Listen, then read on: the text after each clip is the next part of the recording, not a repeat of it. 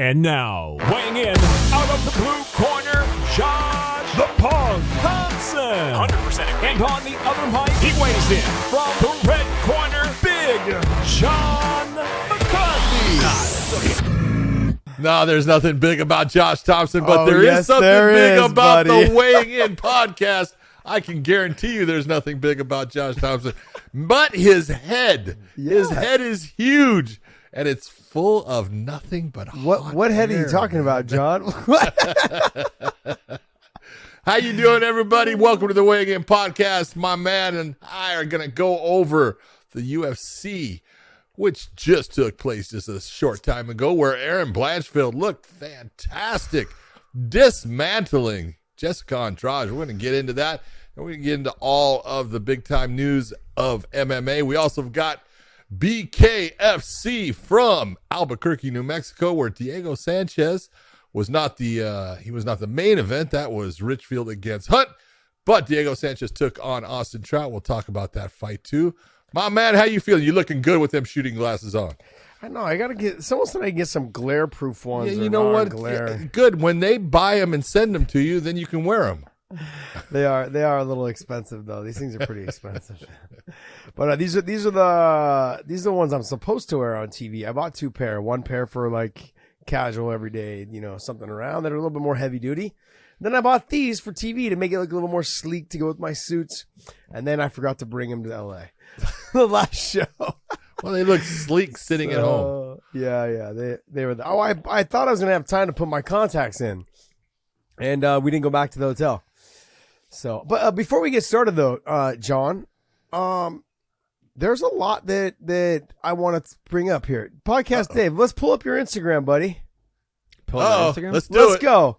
Let's go. I've got Dave finally realized that he's not in Scotland anymore. He's allowed to shoot guns.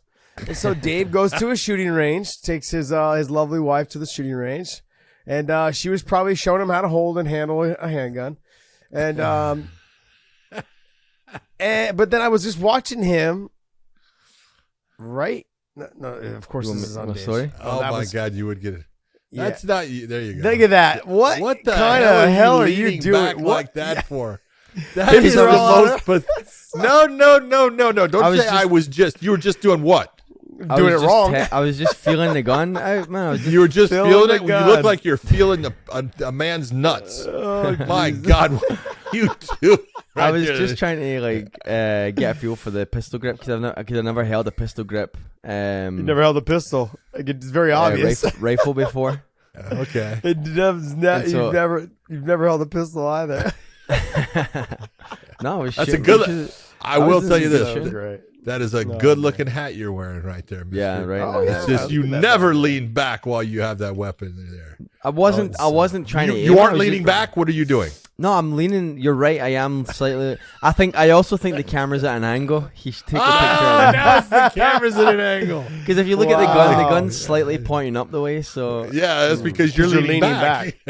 Yeah, so bad. This is comedy That's all right right. here. Someday we're gonna he also come caught down me. to Texas. He and also teach you how took to the do picture mid transition. I was like, Oh, you're getting- transitioning. What were you transitioning to? Yeah. to doing lean it wrong. forward. To doing it wrong. All right. Hips all out in front of him, leaning back. It was just great. That's No, hilarious. in California, they It's you a good cannot. thing that's you a can't have. 223 with no recoil. You can't have You're right, because I did ask him that actually, and he said exactly what you just said, and I had no idea what it meant. That's funny. But in California, you cannot have a pistol grip rifle. You can only have those wing grips. So I was like feeling myself in the moment that Feeling yourself? Yeah. All right. Well, This is great. So how'd you guys shoot? What do you mean? How do we shoot? Bang, shoot? bang. Like, how did you guys shoot? Like Yeah. good? How Tanya shoot? Did Oh yeah. Were you I think it was happy great. with your placement? Did you have what's called a good grouping? Yeah. So I have a 9mm M9 Beretta, and that's You have a 9mm Beretta. What? What do you mean? What? Oh shit! Every weapon has a distinguishing factor about it. So you could say I have a Beretta 92F, I have Beretta 92.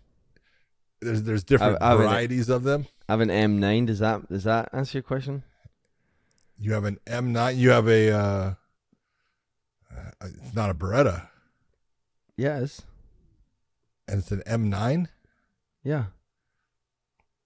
Oh, okay. Well, I'm just telling you what I read on the side of it. Okay. Hey, you don't have to be. You don't have to know the names and the ins and outs of. To hold you a gun, do. sure.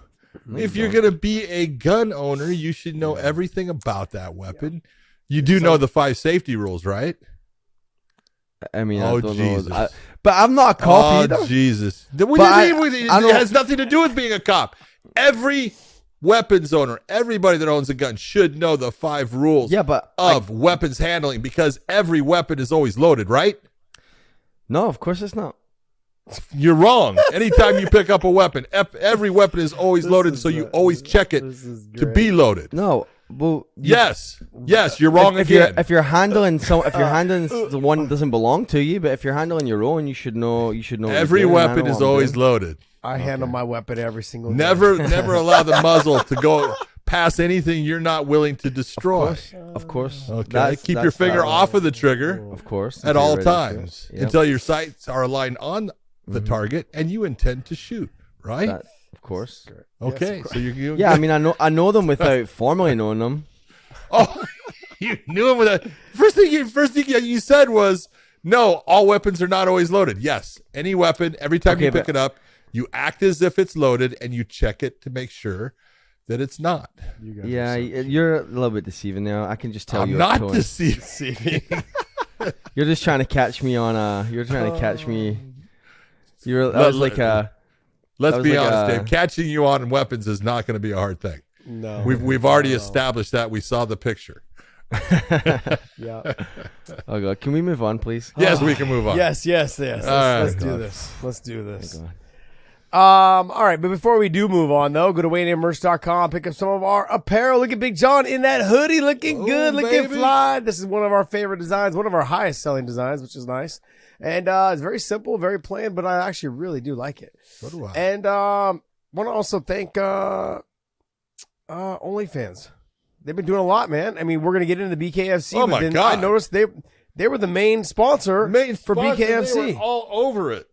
They You were know, all over everyone. They were everywhere, which was awesome. Great to see that. I'm glad that they're really moving into the sports arena, and they are looking to do more big things, and which is why they brought us on and they started partnering with us so we can help promote fighters, promote combat sports on their platform. And so we want to thank them for continuing to support us. And I'm looking forward to this whole partnership agreement that we have with Absolutely. them. So it's going to be fun. But hey, let's get right into the UFC. Let's talk. Let's go right to the main event there, Dave. Can you scroll up for us, buddy? Mm-hmm. There we go. John?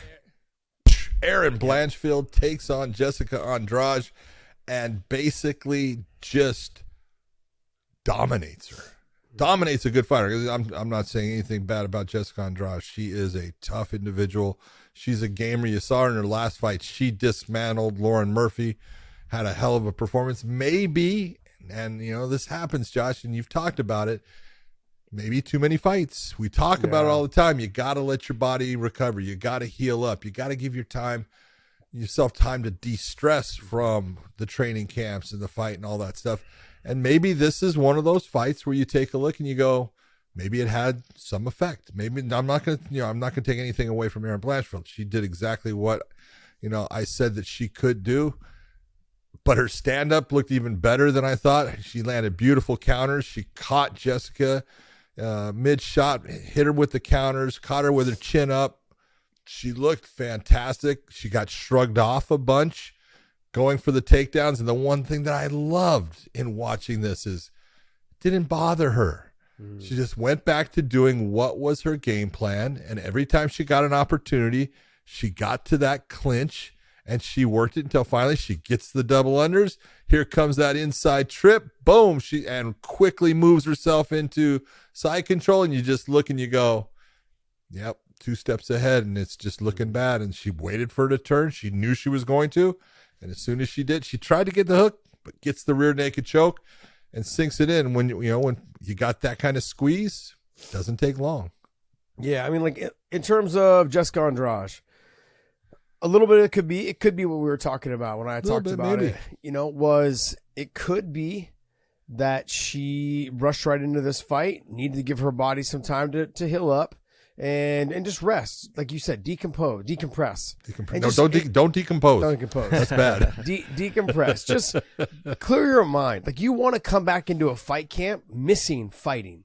You want to miss the excitement of being back in the gym. You want to be back in there and thinking, okay, look, I know the first 2 weeks is going to be rough, but once I get back after the first 2 weeks and my body's done being sore, now I can start building and getting better. Yeah. She didn't have that time here, and she's probably still high off of the win that she's coming off of, and thinking that she was going to pick up right where she left off, when in reality, that's not what happens. It takes you, the reason why you spend 6 weeks, 8 weeks, 10 weeks into a camp is to develop the timing. She looked off a little bit in terms of her timing. She was always a step behind. Blanchfield looked fantastic. And like John, I have to agree with you. I'm not trying to take anything away from Blanchfield, but Jessica was loading up. She was having a hard time finding the timing, which just means to me that she didn't have her full camp. Like, she looked really good against Lauren Murphy, against Erin Blanchfield. Now, I know that there's a big speed difference between the two fighters, Lauren Murphy and Erin Blanchfield. The straight punches by Erin Blanchfield were the ones that were getting in. Yep. She threw the jab, the straight right. She was right down the pipe. When you're fighting someone who's a power striker, someone who throws heavy heat with big hooks, looping shots, which is what Jessica Andrade does, Erin Blanchfield beat her to the punch every single time. And they don't have to be hard. They just have to break your rhythm in your punching combination to take some power off of that heat that you're throwing. Because she possesses power, Jessica Andrade does. And we've seen it. But Erin Blanchfield was able to break her rhythm in her punching, knock her off balance, hit her with some clean, hard shots. And then even though I have to admit this, John, though, too, even though she didn't get the takedowns, which is where we thought she was going to do all the work, I thought we were, she'll really get her down. If she is, she's going to dominate, which she did once she got them. Yeah. But the thing is she didn't let it get to her.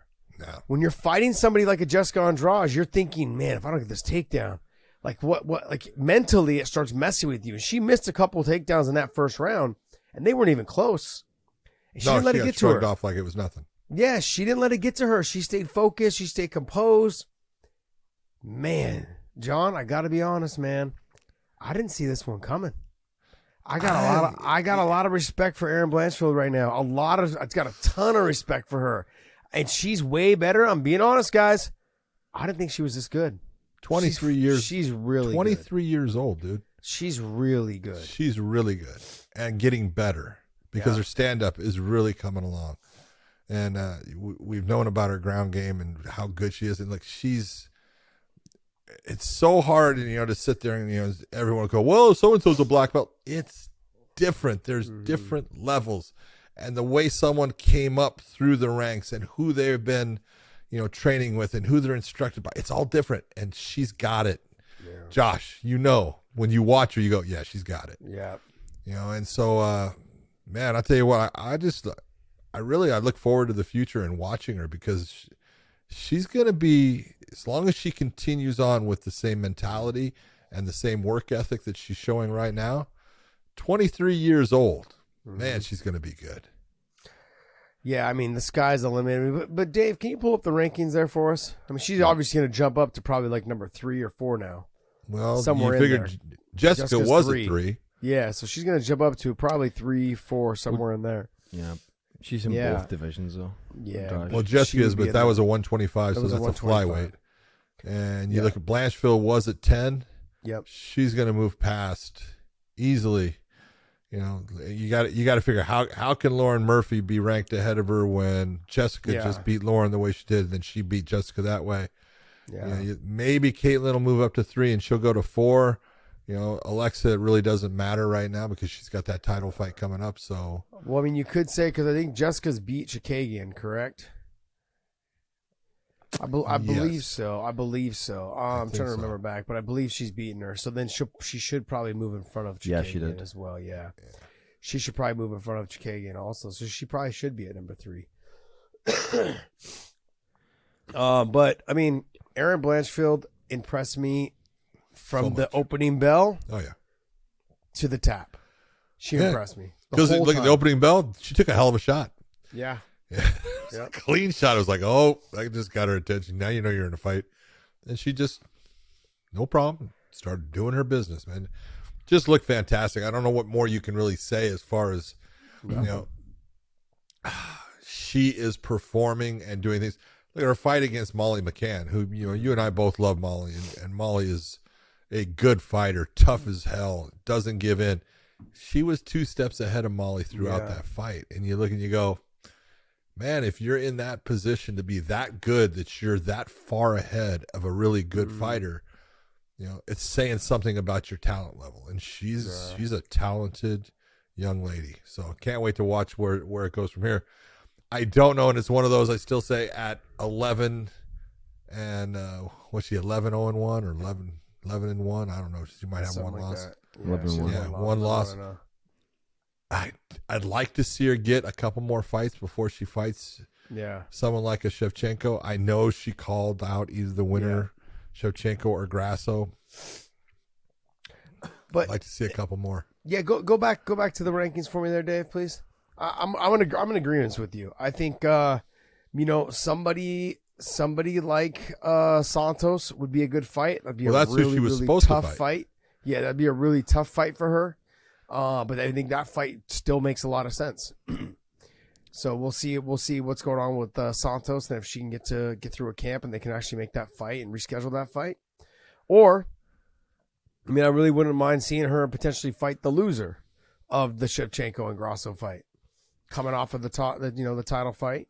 Yeah. Whoever loses, and then which, you know, might be Alexa Grasso, which would be a fun fight. So either way, something to be had. Things there, are looking bright for her. Absolutely looking bright, but she's also going to be. She's sending a little jolt into that weight class, and I like that. I like that a lot. So it was getting a little stale there for a bit. Yeah, it was getting a little stale there. Yeah, well, Shevchenko has always been in that position. She's like head and shoulders above everyone else. So it's like, well, you know, I really don't see anybody there being able to beat her. Well, you know, like I said, I would like to see one or two more fights before that, but you know, I've been proven wrong in that type of situation before. You know, I said I'd like to see Johnny Eblen get one more fight before he fights Gegard Mousasi. He didn't need it. No, he just dismantled him. So, you know. Can I just get a reaction to these comments by Jessica Andrade, for someone who's been at the top of the heap for a bit here, former champion and all that? She said that the bump in pay for this fight really changed her life, which I find crazy. Here's what she said. She said, it was something really good, a great change in my career. Now I'll be ready. Now I'll be really able to make my nest egg and plan my life. Maybe my body won't be the same in 5 or 6 years, so now I'll be able to change my life and my family's lives. This is work well done from my part, but also my team, to be putting good fights and always being available when UFC needs. This fight has really saved my life in every sense. I'll even buy my mother a house. And then she goes on to say, my last contract had 10 fights, but Ali said that was crazy. It wasn't a good idea to have a contract with so many fights. He said, let's do the next contracts with less fights, but get you paid more. Yeah, absolutely. I mean, this is what we're talking about when you say, yeah, she had 10 fights on a contract. That's not a good thing for you. That doesn't help you. They can, if they want to keep you, they're going to keep you. If they want to get rid of you, they're going to get rid of you. Yeah. So it doesn't matter if you had 10 or 20 fights on a contract. What matters is how much are you getting paid per fight. Ali is absolutely right in, hey, the 10 fights is crazy. Let's get you a new contract, less fights, more money. That's exactly what you as the fighter should be looking towards. Especially someone in her position where she's been a mainstay. Having a 10-fight deal is just, it's ridiculous. I remember back, I mean, it was the Ken Shamrock, Rich Franklin fight. And Rich had just signed a 10-fight deal. Yep. Right before that fight. And I'm thinking, man, you're going to be in the same contract for fucking 3-4 years. I mean, I don't even know if he got out of that contract before he fought Anderson. Oh, no. Yeah. Oh, so no. He was in that contract when he fought Anderson. So your whole career, you're in. Basically, his whole career, he was in that shitty-ass contract, which at the time was considered to be a lot of money. But look at how much they gained from that time he fought Ken Shamrock to when Anderson came in and beat him. That the promotion got considerably bigger. Oh. And so when you're looking at right now, I mean, I don't know how many, obviously the sky's the limit for how big the UFC can get. But to sign 10-fight deals, I mean, put that in perspective. It's going to be 3, 4, potentially 5 years if you have injuries before you see any real significant changes in your pay. It just doesn't make sense. I have no idea how managers allow that to happen.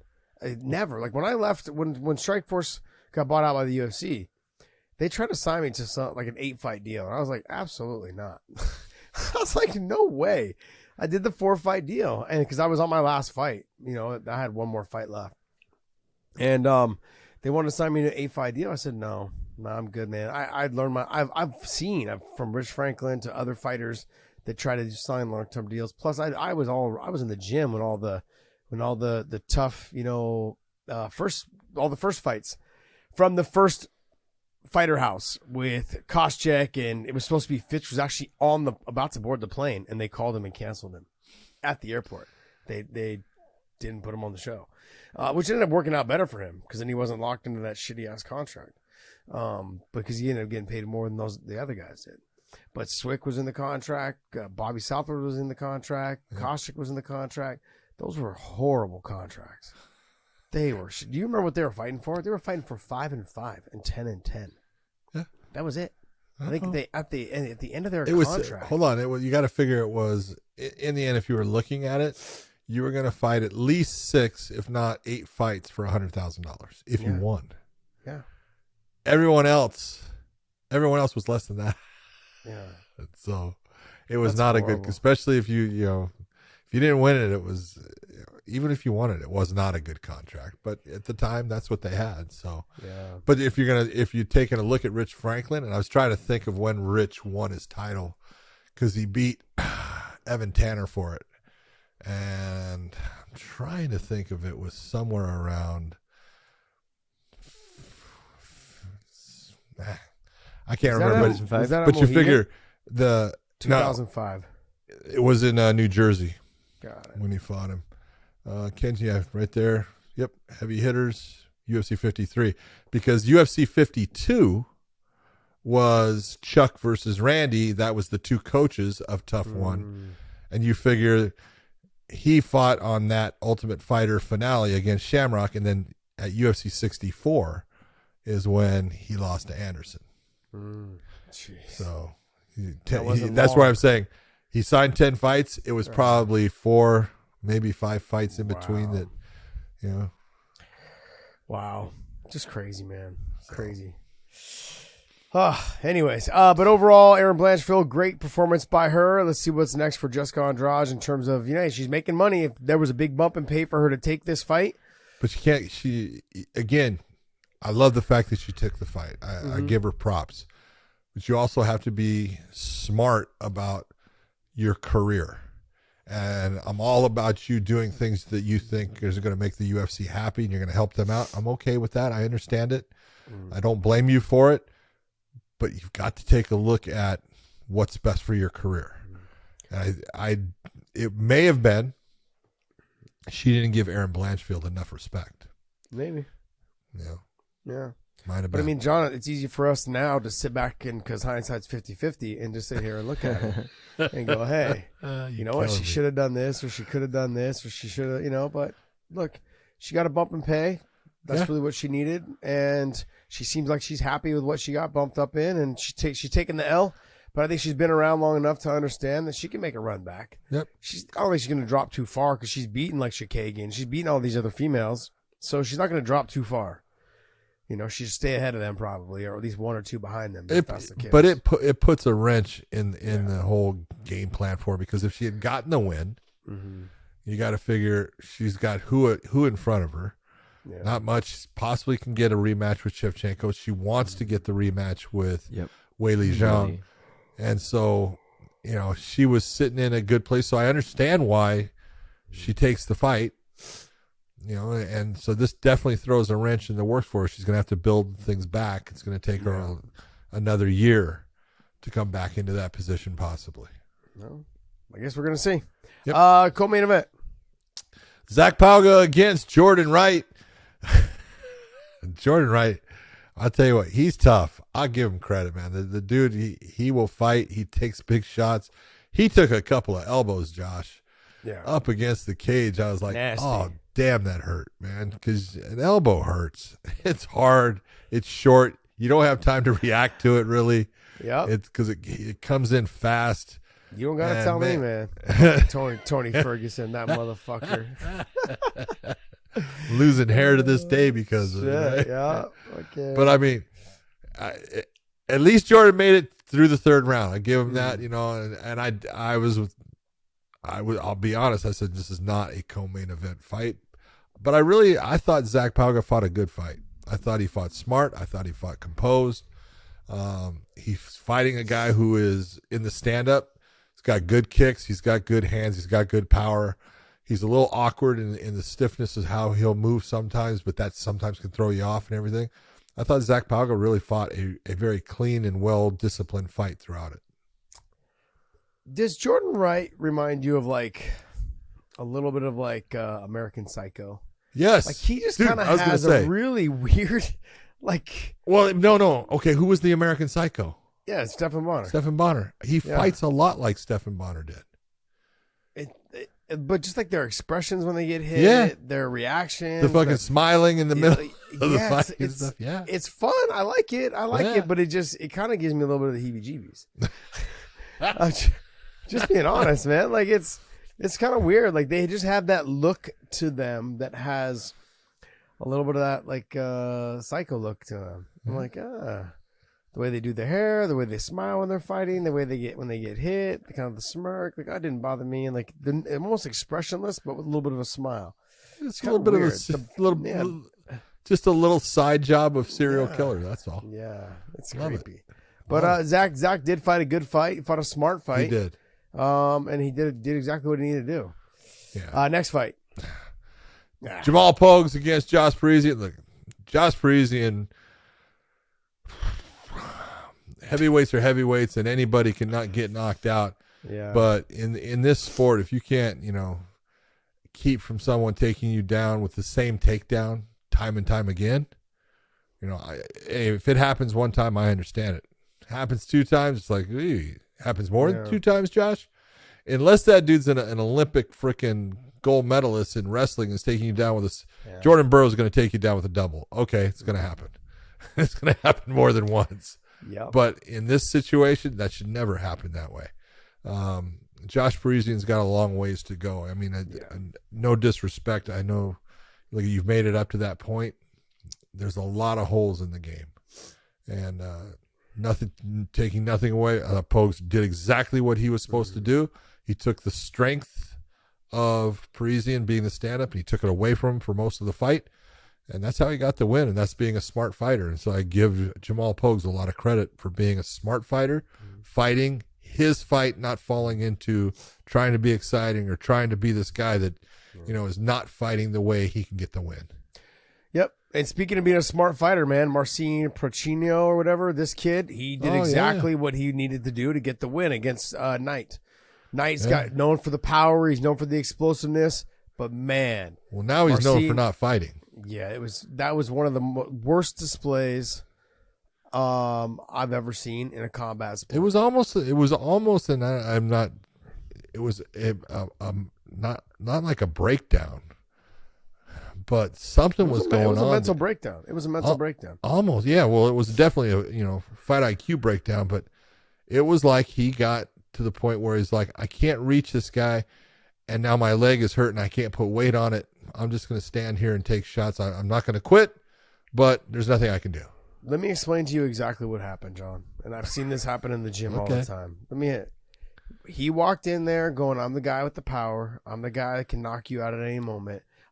He played that Joe Cool in the beginning when the leg kicks didn't hurt.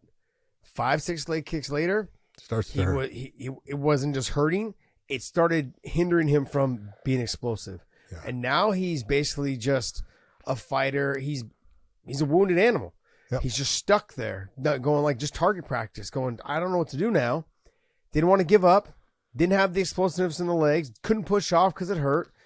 And that arrogance that he walked into the cage with, Killed him. once it was gone, it killed him. Exactly. It's exactly what it did. It killed him. And he had no answers for it at the end of the first round. It was done. Then he was just going to keep doing what he did. And that's why it ended up being a real boring fight. But I can't take anything away from Marcin. No. He fought a great fight. Smart fight. His leg kicks were on point. He was Did you see his mixing foot it up afterwards? to the head. No, I didn't. Oh, his foot was a swollen mess. Remember Yair Rodriguez is against Max Holloway? Hello. Same thing. Because he kept going. He kept going to the bank with it, and he should have. Because it was working. I can't remember what fight it was. I had signed a contract. It was right when the UFC had bought Strikeforce, and I had to send a picture to Sean Shelby. I'm like, yeah, I'm not fighting. I'd kicked Gray Maynard's elbow right on the top of my foot. I don't know if you recall in K1, Duke Rufus fought in the tournament, and he went into the finals of the tournament. I can't remember. Rami Benjuski was Romy Benjuski. Yeah. I think he fought Rick Rufus in the finals, and Rick's foot on the top of it looked like my foot. It was just it looked like a softball, like a little balloon on the top. All you saw was like my toes just sticking out of the side of the balloon. It wasn't Duke Rufus, it was Rick. It was Rick, not Duke. Yeah, it was his brother. Yeah. And man, his foot was nasty looking. Rick, not Duke. Rick. Okay. You said Rick. You said Duke. I did say Duke. But I was thinking Rick. Rick. Come on, Dave. You're supposed to know what I'm thinking, buddy. Like, you better start learning this, buddy. You're getting married. What does that mean? Yeah, you're gonna have to learn what she's thinking. Oh. Are you saying you're a she?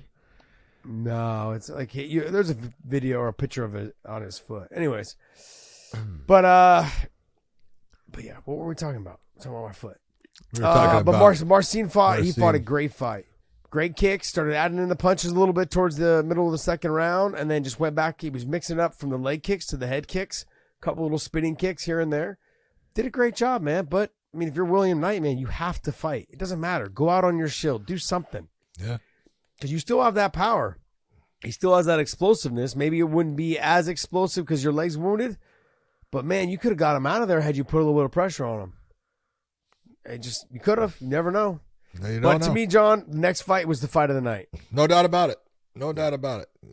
I'll give the next two were actually outstanding. Yeah. Alexander Hernandez against Jim Miller. Like we know what Jim Miller brings. Mm-hmm. And he brings it in the fight, and he brought it in the first round.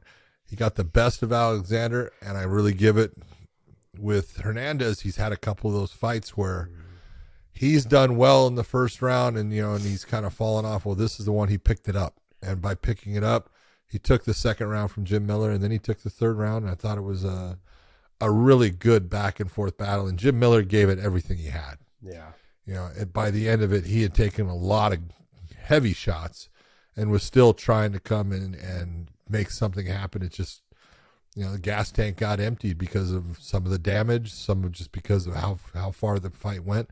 But man, you got to just look at Jim Miller and go, dude, you're a stud, man. You are a fucking stud. And really, the difference, I look at this, and I hate to say it. Look at 39. It's the speed. Yeah.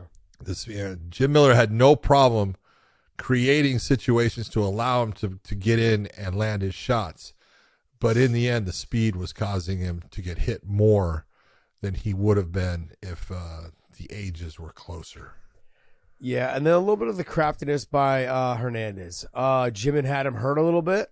Yeah. And then every time Jim would come rushing in, Alex would hit him with a great elbow. Yeah. And that would slow the pace down on Jim. And Jim would just say, okay, I have to take a step back. I'm rushing in too much.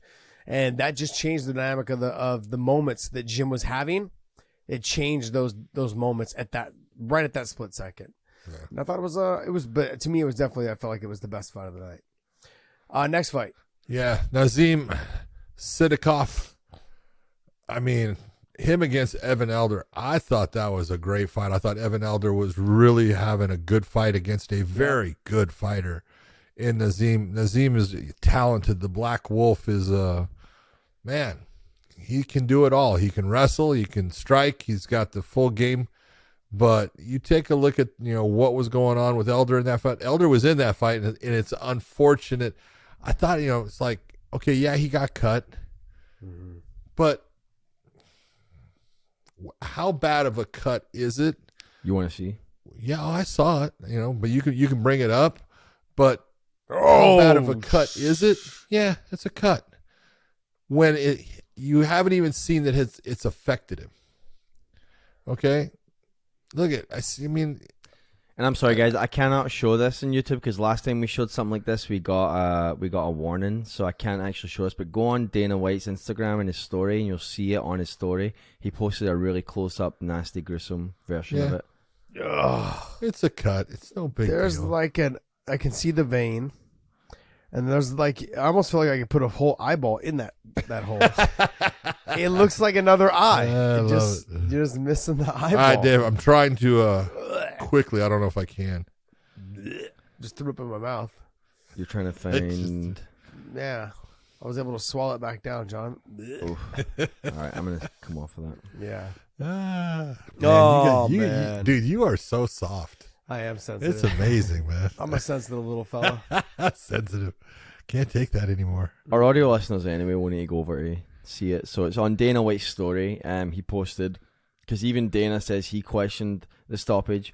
He was sitting right there, and then when he went backstage and saw that, he was like, okay, I understand now why he stopped the fight. All right, Dave, I'm sending you this picture. All right. Let's see. Okay, and it's just one. It's not, Explain it. This is a fight that it actually happened. I refereed it. It happened in Bellator. It was Brandon Gertz against Derek Cowan. It's the third time that they fought. When every fight Jordan. They had was outstanding, but he got the Michael Jordan, and you can take a look at the. This photo will give you an idea of, the hole in his head. Yeah, you can just pull him up anywhere, but I mean that thing is going all over the place, and you look and you go, I let it go. Now, why? Because he did not ever show any effect from it. Mm-hmm. He didn't wipe at it. He didn't do any of those things that you say it's bothering him. Jeez. Yeah, it's a cut. But, I mean, you can't sit there and just stop it that fast when a guy's in the fight. He's in the fight. It's a close fight, and just one shot, and then we're going to have a doctor come in and just take it away from him. I really feel bad for Elder. Great fight by both guys. I'm not saying, in the end that it wouldn't have gone to Nazim anyways, but I really would have liked them to give him a shot and show, it's affecting you, and let me let the doctor look at it. But just because, you get a nasty cut doesn't always mean that the fight should stop right at that moment. No. John, any other fights on this card you want to talk about? I know Jamal Emmers deserves a little love. He does. Jamal Emmers deserves a lot of love. He came back from a long layoff. He took on a guy 23-0 in Ashkabov who, look, he's good. His brother's good. They're twins. And Emmers just basically beat him down. What a great performance by him. I loved everything that I saw in it. AJ Fletcher fought a great fight against Garimbo. He submitted someone that was supposed to submit him if it was going to happen that way. And then Philippe Lenz came out and he took care of OSP really fast, but looked really good in doing it. Very nice performance. OSP needs to hang it up. Yeah, he does. Yeah. It's one of those, it's you hate seeing it, but that time comes for everyone. Mm-hmm. And it's just, you're living off of what was, and you can't perform to that, level anymore. And you're just becoming a record for somebody else. And I hate seeing that. It's the age, 39 years old. That's around that time. 37, 38, 39 is that time, man. Yeah. There's some guys that make it to, 40. Yeah. There's some guys that don't. Yeah, it's very true. But it's you're getting close to 40 or just past it, man. Mm-hmm. It only takes one fight for it all to change. That's true. That's very true. All right, well, hey, that's going to wrap up our UFC talk. Let's go ahead and roll right into BKFC. Now, look, actually, before you guys get in it, can I get a rating for this card from you guys? I mean, I was rough on the card last week, and I got murdered. I got murdered in the comments, so I'm afraid to say what I feel like about this one. You want me to start it off? I'm going to say this is. Go ahead. You go ahead. Go ahead. You tell me. All right, look, you got to rate things based upon level of competition, level of talent throughout it. I thought some of the fights were entertaining, but overall, the level of a lot of the fighters, as far as where they're at in their careers and where things are going, it was about. I'll give it a 6.5. It's okay. it's not bad. There was some fun fights to watch. There was a couple that were just not good, like the William Knight fight, with Marcin.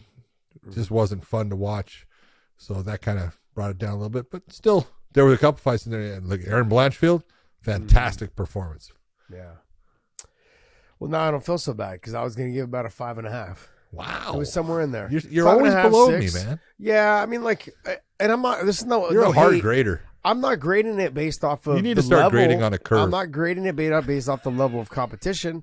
Yeah. John, I'm grading the fights off of the level of excitement, and there wasn't a lot of them.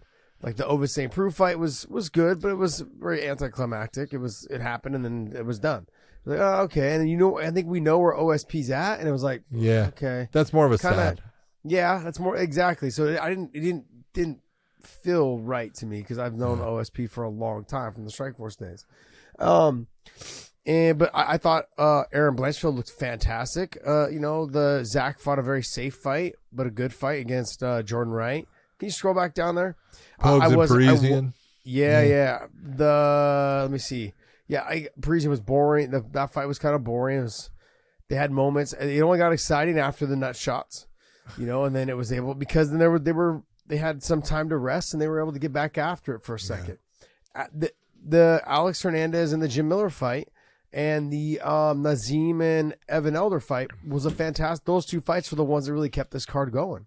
Yeah. I thought Bruno Silva. I thought she fought a good fight.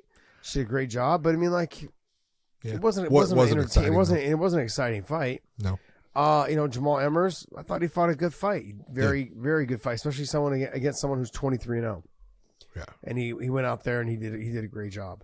But outside of that, the other fights, they were just okay. They were okay. It wasn't. So I'm giving it a 5.5. That's where 6.5. Okay. All right. Next big fight from this weekend. Oops. Not wrong. Oh yeah. Oh my God. I was just messing with you guys.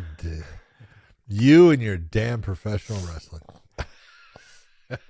Bobby Lashley versus Brock Lesnar. That's the biggest MMA fight of all time. Is that what it is? Who wins Yeah. that fight? It was tonight. It was Saturday night. Oh. Yeah. Who wins? Brock won. Oh wait, no, it was disqualification. Bobby technically won because Brock got disqualified. So good. Brock's a cheater. But then Brock That's whipped such a everybody's I ass. love me some Bobby Lashley, man. Love me some Bobby Lashley. All right, let's go ahead, John. Let's get into this. Well, you know what? BKFC. I watched the bare knuckle fighting championships from Albuquerque, New Mexico, and it's one of those. I watch a lot of these MMA guys that I've seen fight. Guys like Moreno, who fought in MMA, Reno, who fought in MMA, Kroom, MMA, obviously Greg Hardy, MMA, John Dotson, Sanchez, Richmond, all MMA guys. So I watch it, and it's like I'm happy when the MMA guys win. Except I like Josh Watson's win against Greg Hardy. It was a great knockout. Mm-hmm. But the fights they're fun. They're fun. They're fun to watch. They don't last long a lot of the time. But there is a skill level to bare knuckle boxing that is different than the skill set of a boxer and different than the skill set of an MMA fighter. And you have to adapt to that skill set. You have to change what you're doing to be successful in it. When you're looking at guys that are good at it, like Richmond's good at it because he goes to the body. Yeah. He attacks the body well. And in that championship fight with Hunt, and Hunt being the champion, I know Richmond was the interim champion, I think, at the time here. But Richmond had him. He had him hurt. He put him down, and he comes in, and he got caught coming in to put him away. Big freaking, turn of events for Hunt. And you got to give him credit, man. He hung tough. He had no idea what he did. it was just part of training. And he sees a guy coming at him. He throws the big right hand, and it landed. Yeah. And man, it put Richmond out. So that I got to say, a very dramatic moment, because you really looked and thought, well, Hunt's done. He's gonna be in trouble, and all of a sudden he's the winner, and Richmond is out. So great, switch 180. Shocked the shit out of me. Yeah. I mean, and John, when you're listening to Hunt get interviewed afterwards, he still has no idea where he's at. Yeah. He's like, just looking. He was in shock. I think he was asking himself, did I win? But I go back to that. I feel like this sport is starting to captivate me a little bit. I'm actually getting a lot more interested in what they are doing. Yeah. Like you said, there's an art form behind it. You can clinch, you can uppercut, you can rip the body. Like, all of these things play a big factor. And it's like you said, majority of the time they don't go the distance. Yep. They're fun fights. And a lot of times there's people on here that we know. Like, we've seen, Hardy Jr. or Greg Hardy. We've seen John Dotson. We've seen Sanchez, Richmond. We've seen these fighters fight before in MMA. And I know there's other fighters like Kroom. There's other fighters that are on here that we have seen fight before inside a cage. Yep. And there's other fighters that we've seen box in Trout. We've seen him box.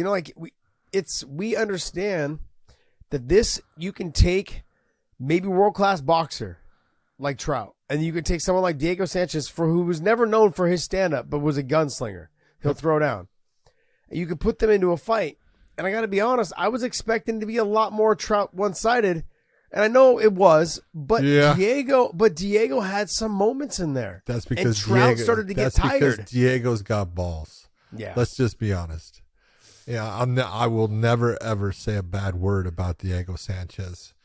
He is just a warrior at heart. He's got a crazy amount of fucking huevos, because.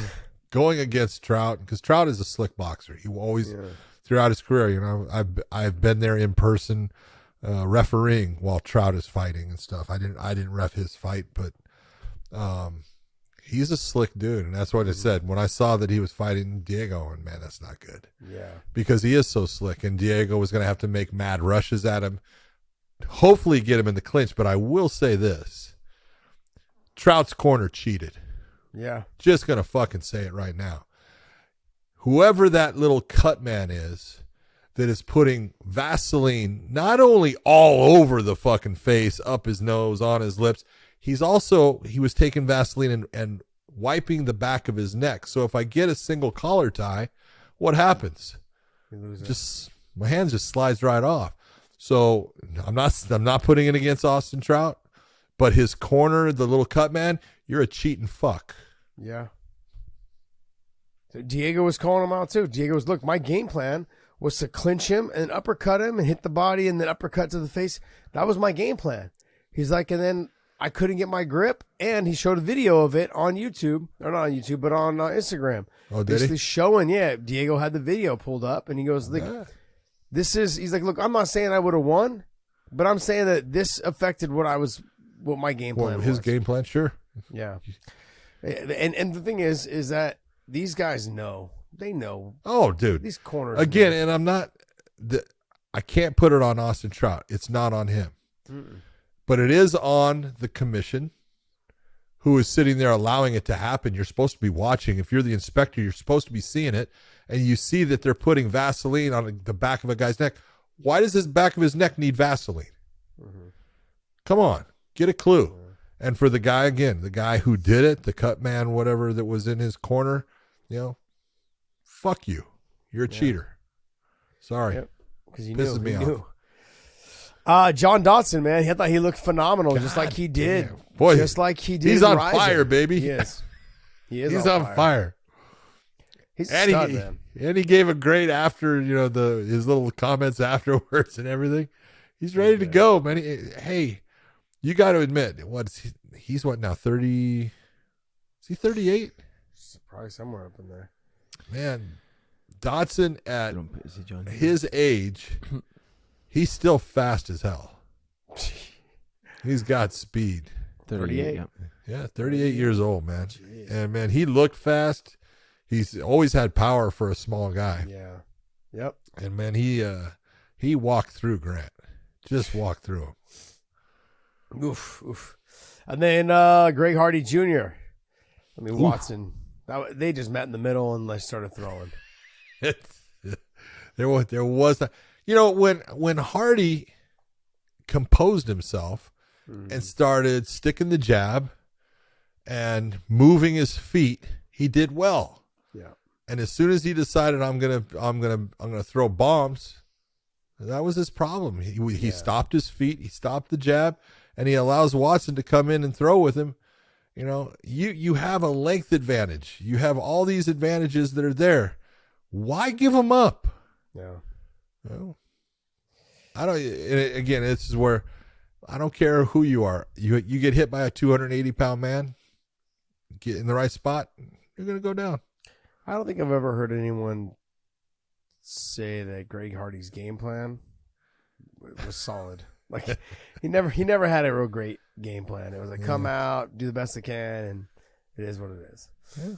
So, nothing to feel bad about that. This Hinshaw girl, she's tough. Yeah, she's fun. got good technique. Yep, she's fun. She's tough. She's a gamer. Yeah.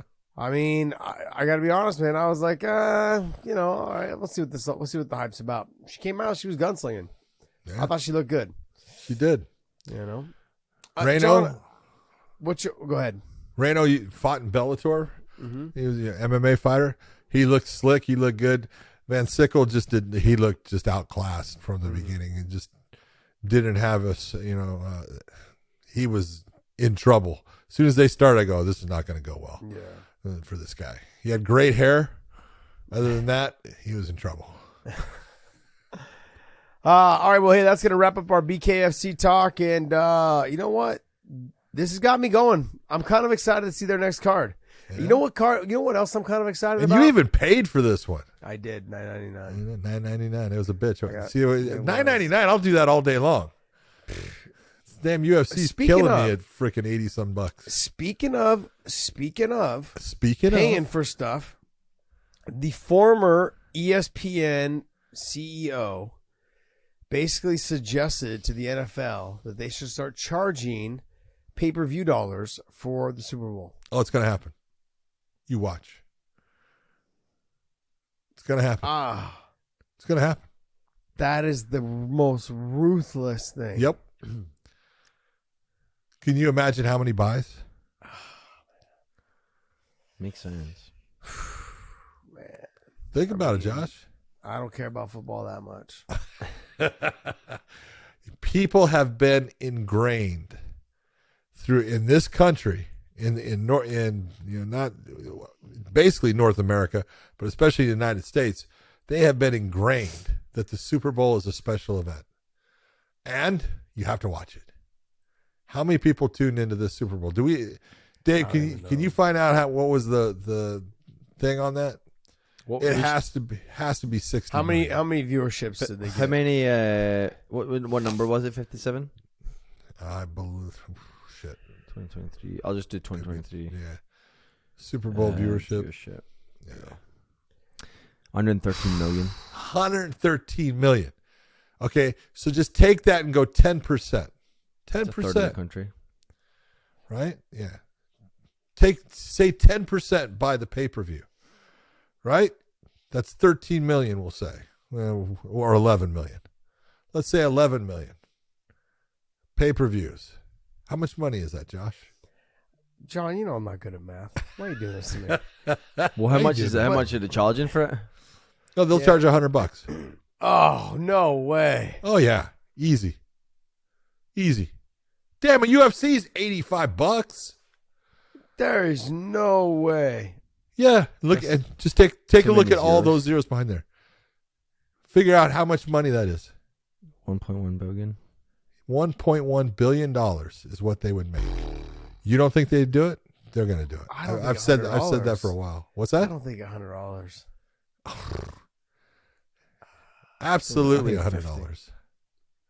Not even 50. I'm over here thinking like $29.99. You're crazy. Well, the reason why I'm saying that is because like you really may if you want to talk about excluding the poor from everything, this is the one sport I feel like the poor, they people that don't have a lot of money can still indulge in football.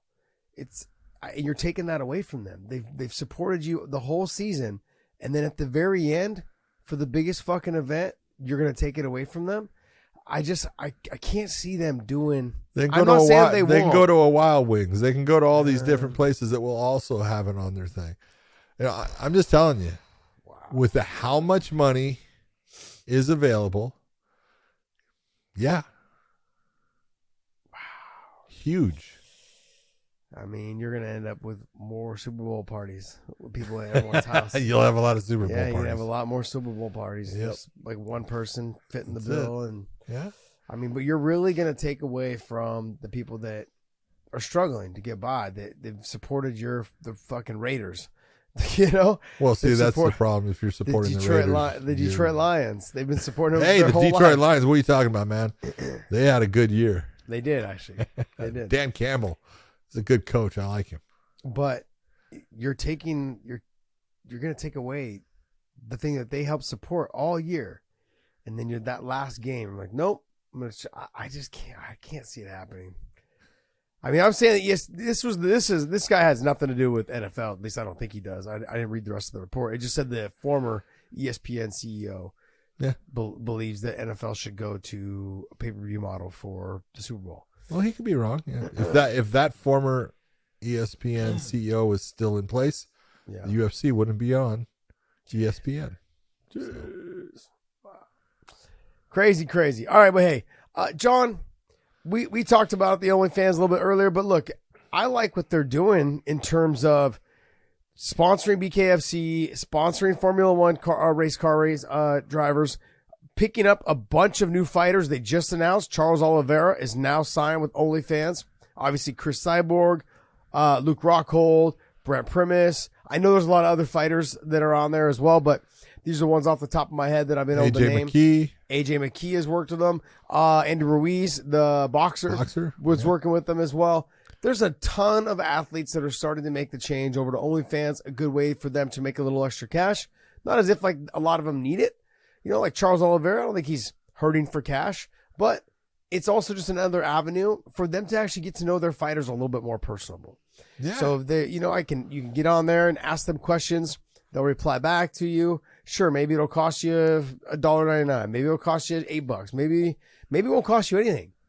Some athletes and some fighters are on there basically just to engage more with their fans and to join in this partnership with OnlyFans. Because I do know we've had how many meetings now, John, with the top executives with OnlyFans on how we can try to make sure that we help them develop their sports program. Yeah. You know, and I know that they're doing a little short documentary on Charles Oliveira, and you and I will be meeting with them this week coming up and talking about doing the commentary over it. And I'm pumped for that. That's going to be fun. Just ways for us to be involved to help them grow their sports brand on the OnlyFans channel. Look, OnlyFans, you know, it's like anything. There's a reputation that came with OnlyFans for a while, and they're trying to break through that reputation, and they're trying to get into legitimate sports and have legitimate athletes that people can then connect with. And like you said, the chance to, if you have someone, and if you're a soccer fan and you have the chance to put a message out to Messi and find something out, that's pretty fucking cool. That's pretty valuable. Yeah. That's a neat thing to have. And if you're a fight fan, there are so many fighters that are now, you know, getting connected with OnlyFans so that you have the ability to access them and to ask them a question, ask them something about their career, ask them about what it is they think, you know, you need to do to be successful. All these things, you know, if you're looking, if it's $1.99 that it costs you, so what? What's $1.99? Yeah. You could get information from somebody that you actually have a good feeling about. You enjoy watching their fights, you know, you identify with them, and you could get information from them that could possibly change the direction of the way you look at things and how you do them. It's fucking worth it. Yeah. Do it. Well, here's an example. Like I just went to AKA last week, or sorry, this week on Wednesday. I went, And there's a couple fighters that were inside the cage while the live sparring was going on. Usman or Magomedov was sparring with one of the other guys. And you've got fighters that are in the cage that are kind of walking around trying to be the ref. Because they're asking me now, John, how do I become a ref? And I'm like, well, how the fuck would I know? Ask Big John. Well, like now on our OnlyFans, you guys can ask Big John directly. He'll go on there, you know, and he can answer your guys' questions about how to become a ref. Those are all things that, sure, you guys, majority of the time, you guys may get lost in the shuffle on our DMs. Like I don't know how many DMs on my Instagram, and it's just like delete. And I'm not trying to be disrespectful, but a lot of it is you just can't. Yeah, you just can't don't get have to the all time of them. for it. Yeah, you just can't get to all of them. But this is another way for us to interact with our fans and engage with them more, and understand that we're trying to get to you guys in all different ways. So if you guys have techniques you guys want me to show, hit me up. You know, and I'd love to show a demonstration on how I do certain things. John will have, you know, different ways on your steps to get to becoming a ref. Any type of rules that you guys are, any type of information you guys need about the rules and the structure of the rules, whatever it is. If you guys have any questions with regards to the sport, with regards to AKA, hit me up. Let me know. There's tons of avenues for you guys to reach out to us, but on the OnlyFans platform is where we are going to mainly focus on being more engaged with our fans. That's the name, OnlyFans. That's it. All right, Dave, what you got? Let's get a first story here. So there's a report. So we've talked about Ngannou versus Tyson Fury several times now on the show. But there is now word that we could see a fight with Francis versus Deontay Wilder. So what's your thoughts on that over a Tyson Fury fight and instead of, or you know, how does that play? Well, the one thing that I love about this, and nothing against Tyson Fury, I love Tyson Fury, but Tyson Fury came up with, we'll do it with 4-ounce gloves in a cage under the Marcus of Queensberry rules, which you look and you go, well, you just fucking broke that with your 4-ounce gloves doing it in a cage, but okay. But it's just boxing. At least Deontay Wilder said, hey, let's do this. We'll do it once in boxing, and I'll do it once in MMA. And I go, you know what, Deontay? Way to step up there, man. That's pretty impressive. I kind of like that. That's a tit for tat, you know. I'll do it once in your sport. You do it once in my sport. Look, we all know that Deontay Wilder as a boxer, man. Look, he's got power. He's got a big right hand. But if there's one thing I'm going to say, he's 6'7", I want to say, but he's only about 220 pounds. You know, when he's actually in really good fight weight, he's gone up a little bit more. Ngannou is going to be a lot bigger than him because Ngannou used to cut. And Ngannou is a big man, super strong. I'm not saying Deontay's not, but in MMA, Deontay's going to have problems. But in boxing, I think Ngannou's going to have problems. So it goes back and forth both ways. But I would love to see this. You know, I think it's the way to look at it. The way, if you're going to, step in one man's court, he's got to step into yours too. I mean, do you almost say like, hey, why don't we, like, kind of the old Pride ways? Remember, was it Pride or was it K1? They did the whole with Bob Sapp. K1. One round. K1. 1 round kickboxing, 1 round MMA. We're going to go Jerome LeBanner. The glove doesn't fit. That's one of the greatest moments ever. Bob Sapp was fucking awesome. The better part was, like, two of the greatest quarterman episodes I ever saw. Antonio McKee gets one of them, and Sam Greco gets the other one with Bob Sapp in that fight against Jerome LeBanner because they had to switch the gloves every round. And as soon as Bob Sapp did not finish Jerome LeBanner in the second round with MMA, and they were taking off his MMA gloves and trying to stick a boxing glove that he had just worn back on his hand, and he's splaying his fingers. Why? And he's going, it doesn't fit. It took them 5 minutes to get one fucking glove on his hand. So he could get it.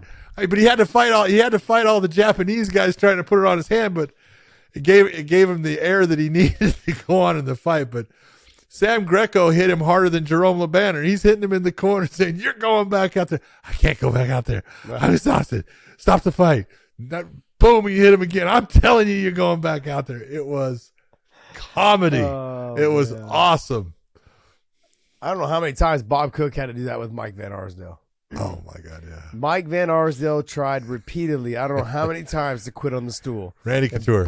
And Bob Cook, yep. Yeah. Randy Couture. Who was the guy that had Tourette's? Oh, that was something Sauer. Tom Sauer. Tom Sauer. Sauer. One of the nicest guys ever. But man, you did not want to go to breakfast with him. Shit coming out.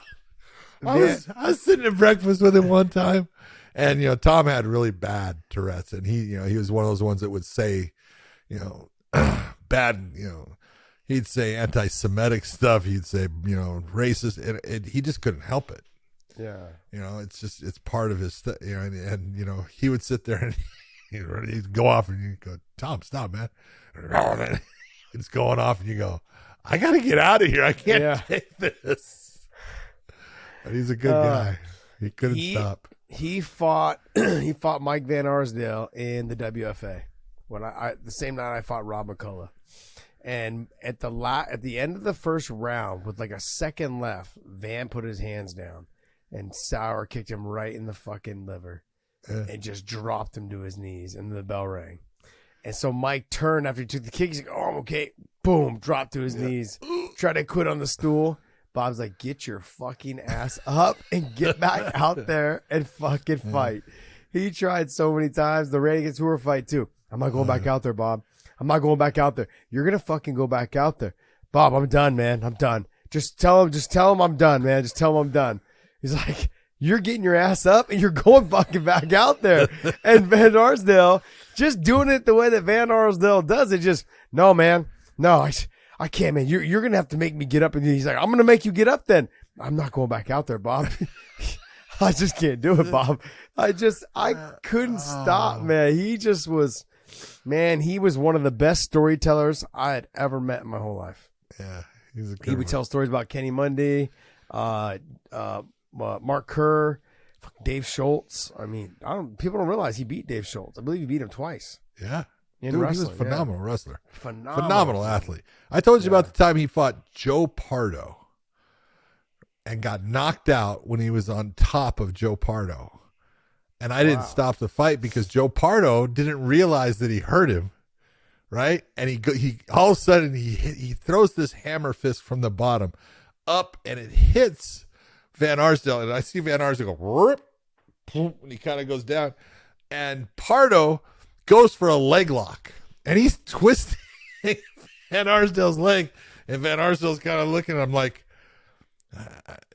I should stop it, but he's not hitting him. So I'm if Van Arsdale comes out of it and starts fighting, and he won the fight. And I was like, oh man, well, that was a unique one. I got to figure out, is that the right thing to do? And then afterwards I realized, no, it's not the right thing to do. Wow. Van Arsdale got away with one. He got away with that one. John, when I'm looking at this fight, though, I'm encouraged by it. I mean, we'll see if it, like he says right there, I hope you're a man of your word, because there's no point in signing this if you're not going to get the second fight. No. But I would like to, we went off on a tangent, but I mean, like if you did he'll get more money he'll get more money in the Tyson Fury single fight than he will with Deontay, but at least with Deontay, there it's a twofer. Yeah. And twofer means you get two paydays. And what's the tiebreaker though? What do you mean the tiebreaker? What's the tiebreaker? Yeah, if you both won one version of it, what's the tiebreaker? Tiddlywinks. Rock, paper, scissors. Rock, paper, scissors. Rochambeau, man. All right, Dave, what else you got? All right. I just got to say that I love that I can give you guys a headline and then we just get a whole 20 minutes of I'm history. sorry. No. Don't be That's sorry. why people should love this shit because, right? Like I can just give you guys a headline and we learn a whole ton of like MMA history. That's great. But I do have to get your reaction to this. Ciryl Gane's comments regarding his training regimen. Here's what Ciryl Gane has to say. He says, I love grappling, but unfortunately I'm lazy. That's the truth. I only train when a fight is announced. I have a lot of media obligations, professional opportunities outside of the sport. You can't say no to all of these things. If I look back at my career, this is a regret. I only train when a fight is announced. I had my fight against Tuivasa, barely trained since then, and now I'm back at it since the Jones fight has been announced. Which tells you what? You're never getting better. You're never getting better because you're not getting better just by the fights. You're getting better by having the fight, going and looking at it, and then fixing the things that were a mistake and making yourself better. And that's not happening if you're not going back into training and working on those things when you don't have a fight, because the only thing you're doing when you're training for the fight is getting your body physically ready. You're not really learning new stuff. You can change a couple little things, but nothing is going to be really improved upon in his style. And that's a shame because he's a hell of a fighter. Do you believe him? You know, I'll say he's saying the truth, but I also look at someone, in my opinion, who's already putting in a built-in excuse. I can look at it that way, though, too. I can see it that way. I don't believe him. I think he trains. His progression, though, from the first time I saw him fight to his most recent fight, he's gotten better. And I don't know if it's just because he's more relaxed, more calm out there, but he's got a little bit of grappling now, and maybe he's picked it up, when he has only been in a fight camp. But not a lot of those guys in the heavyweight division want to go to the ground anyways. Yeah, guess what? But John Jones is. John Jones is. Yeah. So, I also look at it too. This could be one of those things where he is basically saying this, but then Jones going to get out there and try to take him down, and he's going to stuff a couple takedowns, maybe potentially stuff a couple takedowns. And if he does, then it's like, okay, then we knew you were lying. I don't believe it, to be honest, only because I think he says, oh, I've got all these outside opportunities. Those outside opportunities are going to dry up if you don't win. Yeah. So that's the other thing. Like I've said this for years, winning solves everything. You keep winning, those opportunities won't go away. GSP is living the dream because he's living proof of it. Of it, yeah. Because winning solves everything. He's still winning in life now because of all the winning he did when he was a fighter. And finished on the win. Finished as the welterweight champion. Middleweight. No, finished as a welterweight champion, walked away, came back, won the middleweight, and walked away with that one, finished on the win as the middleweight, like you're saying. Yeah. Finished on winning. Winning solves everything. I am kind of excited for the Jones return, but this is the other question I have for you, though, John. If John Jones doesn't win, is he the greatest of all time still? Nope. Can't. Can I ask you this, though? Yeah. If he doesn't win it now, and then like 2-3 fights down, he does win it, does he become the greatest again, or no? No. I don't think so. I have two separate categories. The greatest of all times that have used steroids, and that's part of it. But if you take a look at it, I always say that John's loss is bullshit. Mm-hmm. Okay, but it's a loss on there. Yeah. So if he loses, we'll say to Ciryl Gane, he comes out, and I'm trying to think of how many wins he has right now. He's 27. I want to say 26, 27, somewhere in there, so. And won. So that would put him in a position where he would be 26-1. He'd be 26-2 then. I think a guy named George St. Pierre has that record, 26-2. Oh wow! So George St. Pierre has won 2 titles, 2 different weight classes. He defended his belt many times. And he never, ever was caught by USADA or any of those things or had the problems. So, no. The fight is incredibly important, in my opinion, to John Jones. And John is, if you're looking at the whole package and everything, he's got it. But this fight coming into the heavyweights, there's a lot riding on this. And that whole thing of greatest of all time, man, I'll tell you what, it puts him in a position where you got to bypass him and say George St. Pierre, absolutely won. How he defended his title a ton of times. Okay, he ended up winning 2 different weight classes.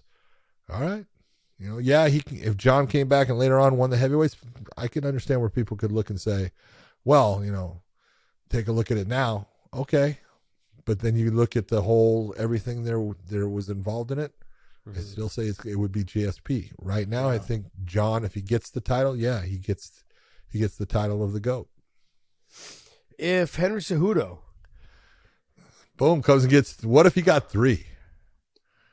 well, I look at like Patricio, right? He's trying to get the 3rd one. So that fight, from what I'm hearing, he may end up fighting Pettis maybe sometime in June, or not June, but sometime in the summer. Before that would be wrong. I think before the winner that would be wrong of the tournament, because the tournament will be in June, right? When does the tournament? No, that's Hawaii. No, they're going to fight that fight between Patchy Mix and Rafael Stotts is in Hawaii. Yeah, it's in Hawaii. April 22nd. And then I think right after that fight, if they do end up using the Patricio and Sergio Pettis for the title, he'll be the first fighter ever in a major promotion to win 3 titles. Yeah. And then if you look at Henry Cejudo, if he beats Aljo and then turns around and tries to go to 45 to fight Volkanovski. Yeah. It all comes down to that last saying, be careful what you wish for. Yeah. And like styles make fights and everything, but I'll tell you what, Volkanovski, I don't know if that's one that anyone wants right now. As far as if you're Henry, that's a tough one. No, I agree. I think, but a lot of people are putting a lot of, without calling me biased, John, because I know people will, but I'm saying without calling me biased, let's be honest, that wasn't Islam's best performance. No, and it wasn't. And I think that was one of the best performances by Alexander Volkanovski. He fought his ass off. He did some great things. Yeah. Absolute fantastic. It's just impressed me in so many different ways. I knew he had a gas tank. His physical strength was obviously there. We didn't see the best. But but stop. Mm-hmm. And yes, you're being a homer right now. But this is what we're talking about is, look at Islam he's going to have that performance. Yeah. Okay. It was a tough performance. Now he won the fight, but when you have that type of performance, and here's the difference. This is the difference maker. If you're looking at it, look at how the fight ended. That was the biggest mark against Islam in that entire fight. Mm-hmm. Nothing else was that bad, but it's the way the fight ended.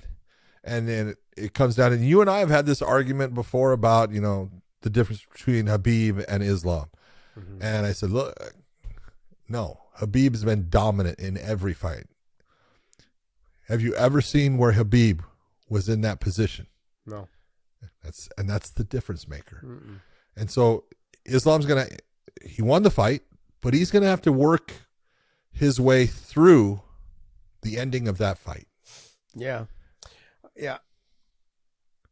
He's going to have to, for me, I really believe he's going to have to hire on a nutritionist, a full-time nutritionist, to make sure that his weight cuts and his weight stays down so he can perform at the most optimal level. His body doesn't react as well as someone like Khabib's or other fighters who cut a ton of weight. And it's been obvious and pretty evident, like in some of his performances where he's just looked flat. Yeah. And then there's times where he's looked fucking unbeatable. Yeah. And you're just looking like, and I think it all comes down to, if you're going to cut that amount of weight, you cannot afford to blow up as much as you used to, because he's 31 now. He's not 28. He's not 29. There you go. Not 26. You're not a baby anymore, man. No. Shit don't come off easy.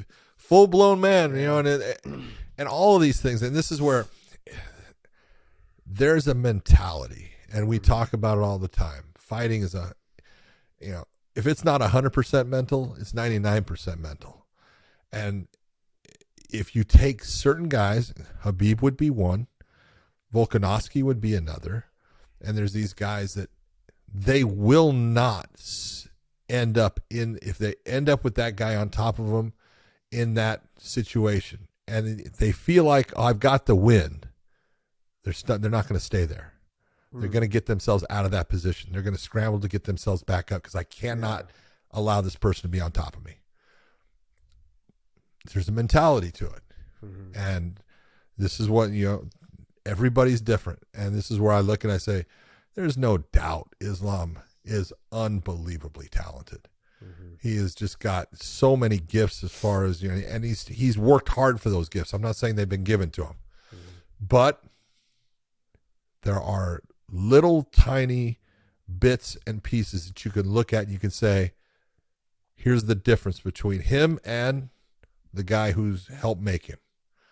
And he's got to close those things up. He's got to work at saying, okay, I see the difference, and this is what I'm going to do to make it so that doesn't occur again. Yeah. Or whatever it is. And look, he can be one of the best ever, but you saw in that one sequence, it told me, and there's the difference between Islam and Khabib. I would like to see him go to 170. I mean, So would I. at the amount of weight I think he would cuts. be fantastic at 170. Yeah. His body frame is very capable of holding it. I mean, he Easy. walks around 192, 198, somewhere in there, depending on. And he wouldn't be cutting near as much weight.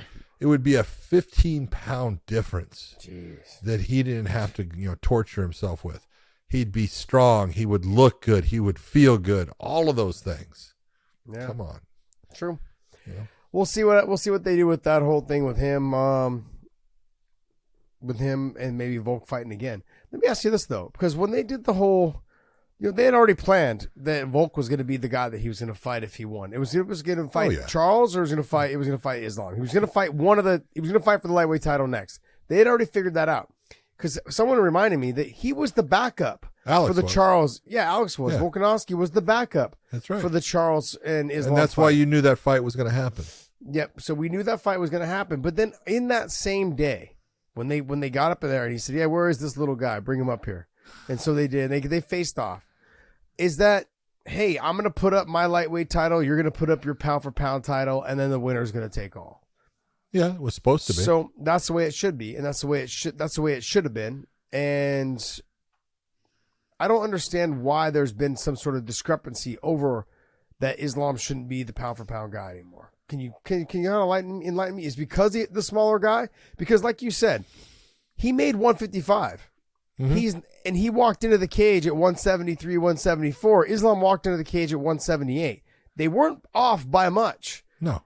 And the length and the reach of Volkanovski's arms was longer than Islam's. Like, what I'm talking about, like, we're talking about size, we're talking about weight, we're talking about all these things, advantages for one person over the other. They weren't off by much. Well, I had people ask, John, how can you say that, that Islam is the pound for pound, you said this or that. And I'm like, first off, I don't vote on it. Okay. But if I did vote, okay, I'd have to vote that the guy who won the fight at the same weight is the guy that is the number one, whoever it is. Mm-hmm. You can take a look, and there are some polls out there that Islam is the number one pound for pound. The telling one is the UFC has their own poll, and they have Volkanovski as number one. Mm-hmm. Can't be. If they fought and Islam fought at 170 pounds, making weight at 170 pounds, and Volkanovski made weight at 145 or 155, and they had that fight, I can see where you could say Volkanovski is still the pound for pound. But if they fought at the same weight, which they did, no, the guy who wins the fight is the guy who should be the number one. Yeah. And I love Volkanovski. And I was the one, Josh, saying, look, in my opinion, Alexander Volkanovski is the number one pound-for-pound fighter out there before Kamaru Usman lost to Leon Edwards. Yeah. You know, it's not that I don't like Volkanovski. I do. I think he's fucking phenomenal and fun to watch, and I love his attitude. But he lost that fight to Islam, and he should be the number one. I think where people are getting this confused, they believe that because Volkanovski came up from 45, but then Doesn't matter. He was a 155-pound fighter. Exactly, and at that moment, they weren't off by many pounds. It was like 4 or 5 pounds they were off by, which I get it. It's still a lot, though, when you're talking the top fighters in the world. It's 5 pounds is a lot to give up. But it wasn't like it was 145 versus 178. No. That's not what it was. It was 173, 174 versus 178. The other thing is it's very rare that we can actually fight out the pound for pound. Oh, yeah. That's what's rare about this. Like normally it's like, okay, DJ and then John Jones. Well, they're never going to fight. Well, they could. Man, they could. It just wouldn't go well for DJ. But in this scenario, we got lucky enough to have two guys so close. For this fight to happen. Yeah. And they delivered. I thought they both. I thought that was a fantastic fight. Yeah, it was. I mean, I was on the edge of my seat the whole time because it was really that close with a lot of it. There was moments for Volkanovski. There was moments for Islam. But, when I get back to the entire thing, Islam needs to look at one part of that fight and say, I will never allow that to happen. Yeah. And that is the ending of that fight. The ending. Yep. You got to get up. Yep. Got to make that effort to show that make it happen. We're able to get back to your feet. Yeah, that's it. Oh, man. But, hey, a lot of big-time fights coming up. Bellator's got some big-time fights coming up. Stotts and Mix. I can't wait for that fight, man. You got Gegard versus Fabian Edwards. And you got the lightweight World Grand Prix, which is kicking off March 10th, right? In San Jose? In San Jose. You got two of them. In San Jose, You got Usman Nurmagomedov against Benson Henderson, which is you talk about a clash of fucking, Mm-hmm. Let's be honest. You fought Benson. That says something about how long Benson's been around. WEC champ, MFC champion, WEC champion, UFC champion. John just called me old. Damn straight I did. But John, the fight that I'm most looking forward to be honest, out of all these fights right now, is Yaroslav Amosov's return from the Ukraine when he was defending his country, and then Logan Storley trying to get that win back. You look at story-wise, how is this not the story of, the year almost right now with Amosov, how he went out and, Josh, think about it. People talk about, I had to step away. I had these problems. I had to take care of him stuff. He stepped away from the sport. He stepped away from his title. He stepped away from everything to go to defend his country. We're talking about he put his life on the line here. We're talking about, he could have not come back from that, and it's his countrymen that basically forced him to go back into training. They said, no, look, we get something out of watching you. We get something out of when you win, that what it does for us and our morale is more than you could ever do here. Mm-hmm. We need you out there. They did the same thing with Alexander Usyk, and he went back because he was fighting. And so the story of what, Yaroslav Amosov, did in supporting his country and going there and being a guy that, put his boots on the ground, and now coming back to fight Storley, who has been fighting, and now Amosov's been out for 2 years, basically. Yeah. It's not even that. It is that. All that you said, it is that. But then on top of that, his toughest fight to date and his only split decision in his career is Logan Storley. And Logan Storley, this reminds me of that, of like almost a little bit of that Rocky story where Rocky is out doing all the celebrity stuff while Clubber Lang is just knocking dudes out and fighting and fighting and fighting. And Rocky's not fighting.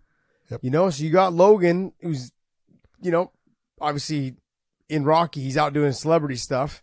Whereas, Yaroslav Amosov is out defending his country, but comes back to a guy who's just been getting better every step and was his toughest fight to date. And now has his first fight back will be against him to not unify the titles, but to get rid of the interim title and then to throw the interim one away, and someone's going to be undisputed. Someone's going to be undisputed. And this is, if you go back and watch that first fight, John, It was outstanding. It was fantastic. The submission attempts, the almost tapping Logan with the Darce, getting there in that and just in that position, and then also and then Logan almost getting him when he got to his back and almost getting the rear naked choke on him.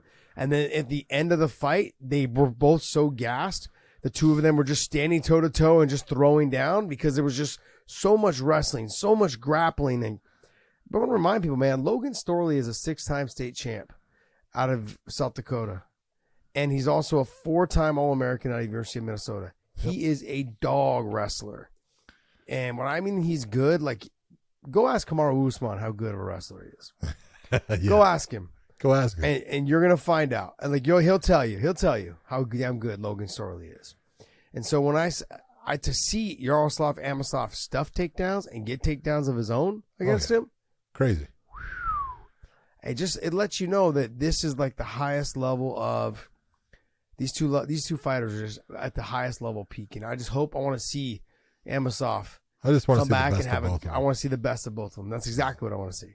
Yep. All right, guys. Well, hey, that's going to wrap up our show. So make sure you guys go to our OnlyFans page. Hit that subscribe button on the OnlyFans page. It is onlyfans.com/weighing in. So you go there. onlyfans.com/weighing in. And look, there's some content up there that Podcast Dave's put up, and it's actually pretty good, man.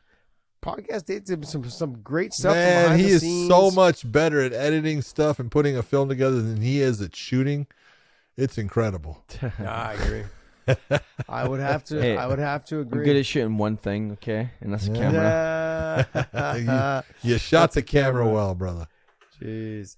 And then go to WayneInMerch.com. Also, you pick up some of our John's wearing our hoodie there, and I think Podcast Dave. Did you have a hat on? I had a hat on. He did when he was shooting. He did when he was shooting. Yeah. But yeah, so go to WayneInMerch.com, pick up some of our hoodies, short sleeve, long sleeves, hats. All these things are available there with new designs that are up. So check it all out at WayneInMerch.com. And John, take us away, buddy. Yeah. For everyone out there, hope you had a good time with the podcast. Hope you had a good time watching the UFC, and Erin Blanchfield just show how good she is. We're going to have a great week next week. A lot of big fights coming up. So for everyone out there, take care of yourself. Have a great Sunday, and we will see you.